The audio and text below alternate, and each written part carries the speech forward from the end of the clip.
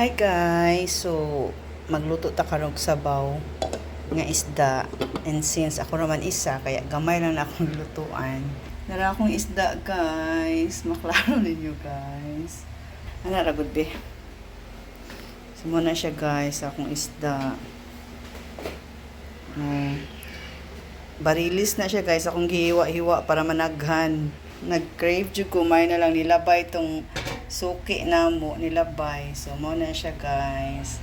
Kani akong prituhon, kani, and then kani sila sa bawon na ako. Then mo na yung lamas. Guys, nagbukal na atong tubig.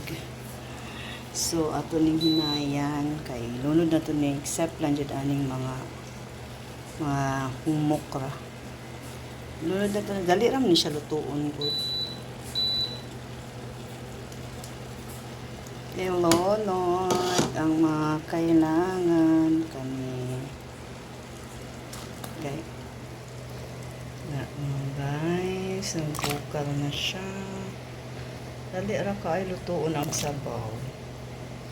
After ani magprito na pod. Yan guys, ano yung isda. Oh, kulang na lang moingon ng isda. Gilinga na lang ko. So nanaghan sila. Kay ako man gihiwa-hiwa ana, o diba, so takluban na ako na. Kung gusto mo ani guys, naana sa ako ang link. Muna na siya guys, ibutang na nato ang last part. Yan, luto naman na siya, and gitimplahan na dahil na ako, nakalimot ko video. Kalimot man di ay. So, muna na ito sudan today. Pero magprito pa ko ani. Oh. Yan. Prituhon pa na ako to. Pag after ani bukal, ako na ni haunon. Then, magprito ko. Yan guys. Magprito na ta. Tulo lang kabuo. Ayan. Diba? Inya pa na tawag-tawag. Madali na. Kamay na like ko lang.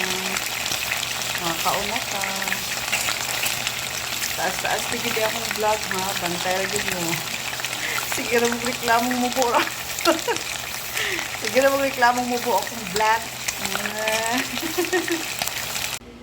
Muna niya akong pinirito guys.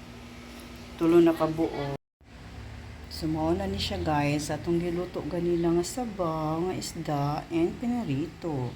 This is my lunch for today. Thank you so much for watching everyone. See you all in my next one.